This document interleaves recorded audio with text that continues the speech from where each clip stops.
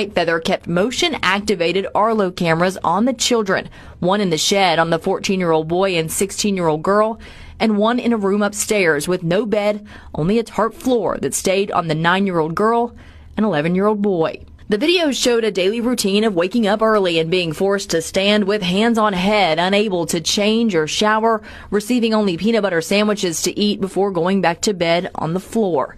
In the shed, the teens used a camper toilet, holding a sheet up for each other to shield the other from the camera. Lieutenant Pyle said she first began hearing about this in August before the shed discovery, but testified could never quite get a hold of a CPS worker to follow up. There was a contact made with a worker once, but there was no further contact to coordinate going and making a visit to the residence together. The jury saw days of video the Arlo cameras saved, including the moments deputies busted in the door on the shed on October 2nd. You're okay. You're not in trouble. You're okay. The children were turned over to Child Protective Services, and when Lantz and Whitefeather got back with two of the children that night, they were later arrested. But that was just the beginning of their charges and the investigation. On Friday, the jury got an inside look at Whitefeather's cell phone. This included text messages between she and Lantz where they referred to the kids as monkeys and pigs. Often Lantz would describe physical punishment, where he said he, quote, knocked one of them. We saw one text where Lantz said, quote, somebody didn't say thank you, and his sandwiches disappeared. We also saw more video from Whitefeather's phone from their time in Washington that also showed yelling and physical abuse from Lantz. A finance expert from the West Virginia Fusion Center, Alyssa Ledbetter, also took the stand on Friday. She broke down the adoption payments Whitefeather and Lantz received from Minnesota. She said in total of what they analyzed from 2019 to 2023, the two received about $318,000 in adoption support payments, but she testified this didn't tell the whole story.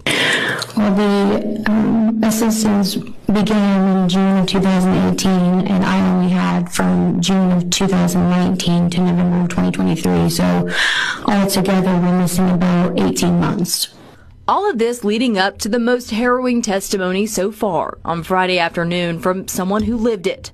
We were not allowed to film or record the victims who will testify in this case, but were in the room as the teen girl, now 18, but 16 at the time, shared what her life was like both in Washington State and in Sissonville. She said life progressively got worse with Whitefeather and Lantz once they moved to the ranch in Washington in 2019. This is when the outdoor labor began, she said, and the physical punishments that included hits from a PVC pipe. While under a child services investigation there in Washington, eventually they moved to Sissonville, but she did not know why. She talked about how CBS was called soon after they arrived in West Virginia, and she detailed a visit from a worker who stayed on the porch and talked to them through the screen door.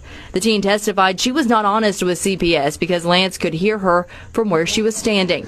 Eventually, she and her teen brother, who has several mental health disorders, were locked in a shed in August of 2023. She said she went without a shower for 2 months and never changed clothes. She went from sleeping on a mattress to the floor with a sleeping bag.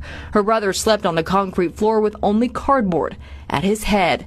She said she was forced to be his babysitter, but testified he was never the dangerous, violent kid that Lantz and Whitefeather made him out to be. She recalled the use of physical violence, pepper spray, and racial slurs from Lantz and Whitefeather.